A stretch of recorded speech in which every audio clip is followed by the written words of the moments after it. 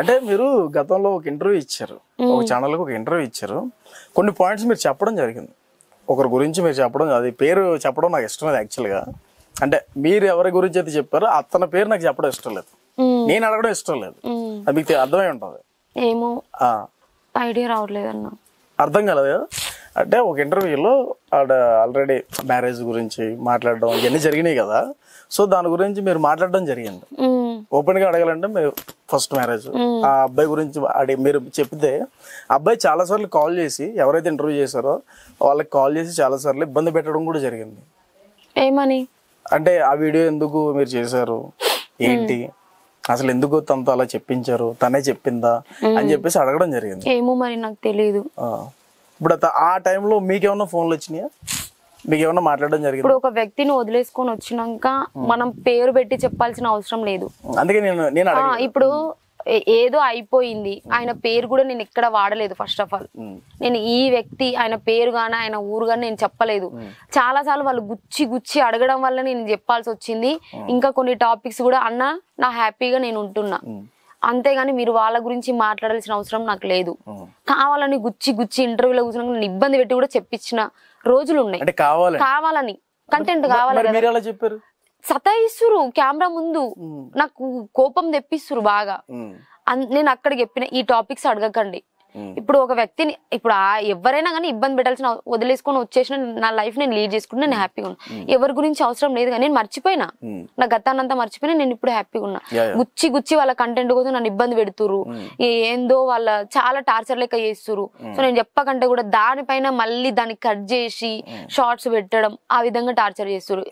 ఇంకా ఏమనుకుంటున్నా అంటే next last మీ ఇంటర్వ్యూనే, ఇంకా నేను ఇంటర్వ్యూస్ ఇవ్వను ఫిక్స్ అయిపోయినా. మీకోసము ఉండి పూర్తి స్థాయిలో ఇప్పటి వరకు కూడా ఒక పెళ్లి చేసుకోకుండా ఆగిపోయారు, నిజమేనది?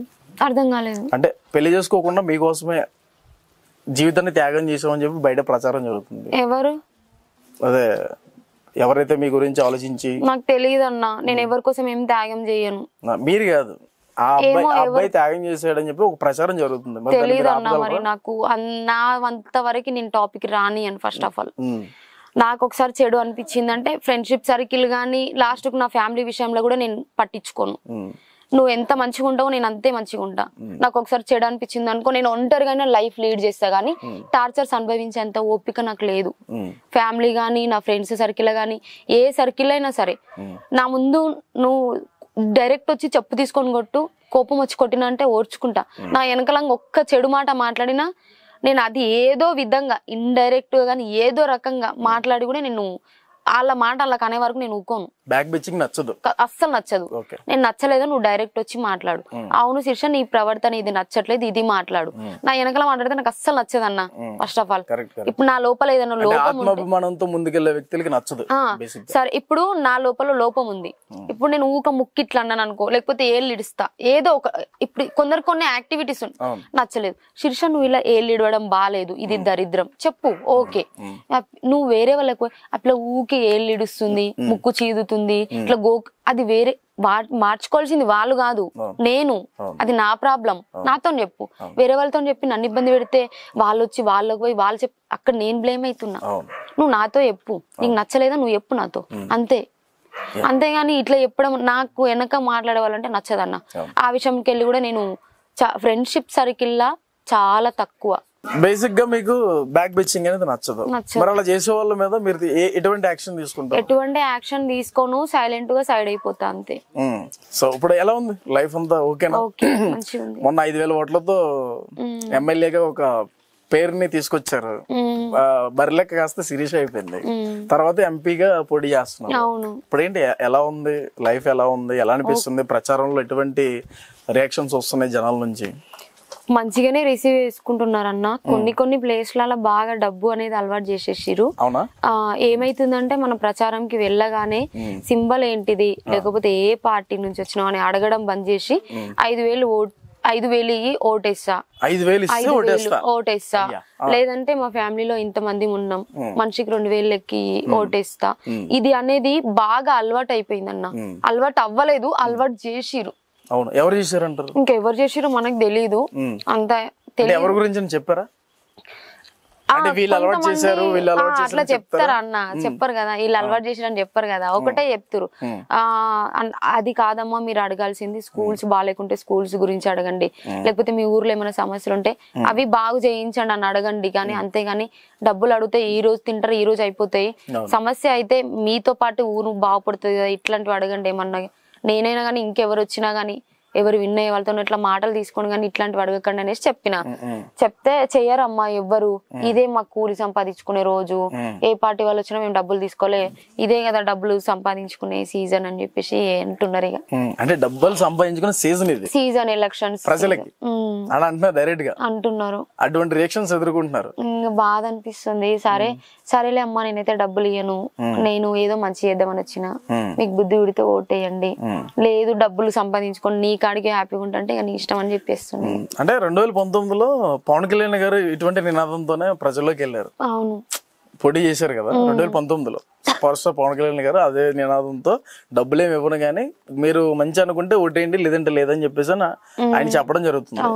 ఆ యొక్క ఫిలాసఫీ అని, ఆ యొక్క ఈక్వేషన్ ఏమన్నా మీరు కాపీ చేసి ముందుకు వెళ్తున్నారా? చెప్పే వరకు కూడా తెలియదు నాకు. అవునా? నిజంగా తెలియదు? నిజంగా తెలియదు అన్న, తెలీదు నాకు నిజంగా.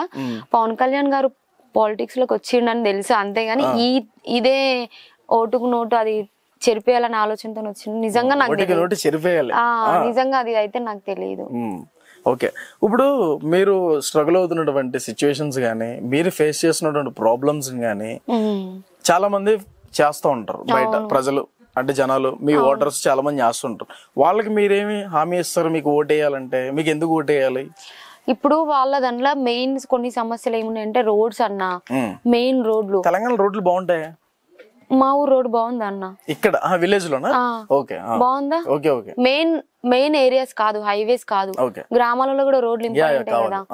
ఆ రోడ్లు మెయిన్. ఇంకా ఏంటి అని అంటే స్కూల్స్ లో కొంచెం టీచర్స్ మంచిగా లేరు అనేది కొంచెం టాక్ వస్తుంది, నాకు కూడా తెలియదు. అది చెప్తున్నారు, మళ్ళీ నాకు కూడా తెలియదు. ఈ రోజు ప్రచారంలో చెప్తున్నారు, స్కూల్లో ఏం చెప్తారమ్మా చదువుస్తలేదు మొద్దు అవుతురు అనేసి అంటారు.